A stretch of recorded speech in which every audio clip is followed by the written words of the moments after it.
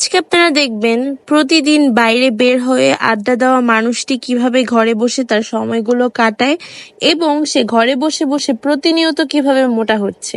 সবকিছুই থাকছে এই ব্লগের মধ্যে। আশা করছি ব্লগটি আপনাদের অনেক ভালো লাগবে। বেশি কথা না বাড়িয়ে ভিডিওটি স্টার্ট করা যাক। Hello everyone, welcome to my new blog. আজকের ব্লগটি সকাল সকাল শুরু করেছি চর্চা দিয়ে। আমি চুলের চর্চা করব, চুলে একটু মেথি দিব।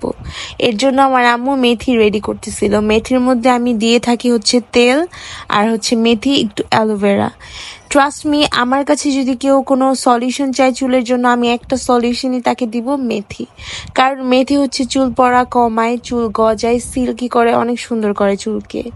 আজকে বাসায় এসেছে আমার মা বলতে আমার বড় খালাকে আমার মা বলি। সে আসার সময় আরমুজ বলে এগুলাকে, আর আম নিয়ে এসেছিল।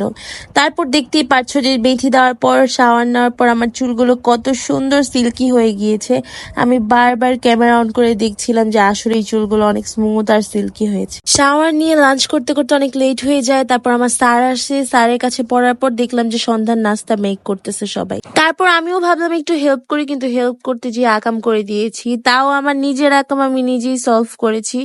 এই ভাঙা পাউরুটিটাকেই আমি চুলায় দিয়েছি। চুলায় দেওয়ার পর এটা কেন যেন সেট হয়ে গিয়েছে, আর ভাঙে নাই।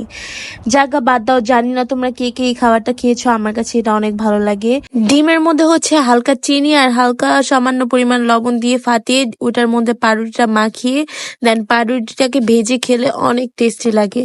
আমি, মা, আম্মু আর আমার বোনের ছেলে সবাই মিলে আমরা নাস্তা খাচ্ছিলাম। আমি আবারও বলে দিচ্ছি যে আমার বড় খালাকে আমি মা বলে ডাকি। তারপর চলে এসেছে আমার বান্ধবী। আমার বান্ধবীর জন্য এখন আমি চা বানাবো।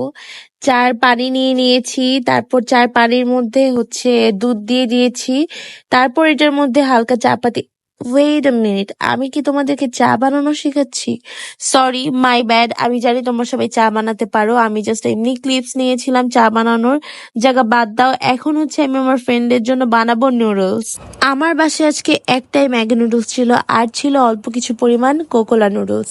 ডিসাইড করলাম দুইটা নুডলস মিলাই আজকে আমি নুডলস বানাবো। দেখবো টেস্ট কি ভালো হয় নাকি খারাপ হয়। হ্যাঁ, তোমরা বলতেই পারো যে আমি একটি এক্সপেরিমেন্ট করতেছি। বাসায় বান্ধবী এসেছে আর ওকে দিয়ে কোনো কাজ করাবো না, এটা কি হতে পারে? তারপর আমার বান্ধবীকে লাগিয়ে দিলাম কাজ করার জন্য। তাকে বললাম ডিমটা তুমি ফাটাও, আমি অন্য কোনো কাজ করি। আমি ওকে নুডলসটা সিদ্ধ করে দিয়েছিলাম। তারপর দেখলাম যে ও নুডলসটা বানিয়েও ফেলেছে অলরেডি।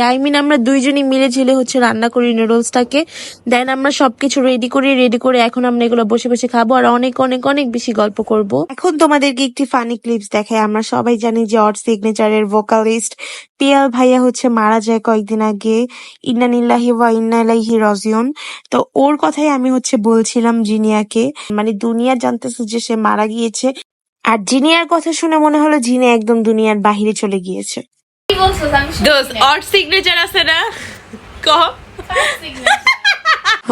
ইগনোর মাই ভ্যাটকানি, মেয়েটাকে কি আর বলবো। আজকের ভিডিও এই পর্যন্তই ছিল। আশা করছি ভিডিওটি সবার ভালো লেগেছে। যদি ভালো লেগে থাকে অবশ্যই আমার পেজে লাইক দিবেন, কমেন্ট করবেন, ভিডিওতে শেয়ার করবেন, অনেক অনেক বেশি সাপোর্ট করবেন। আজকের জন্য আল্লাহ হাফেজ।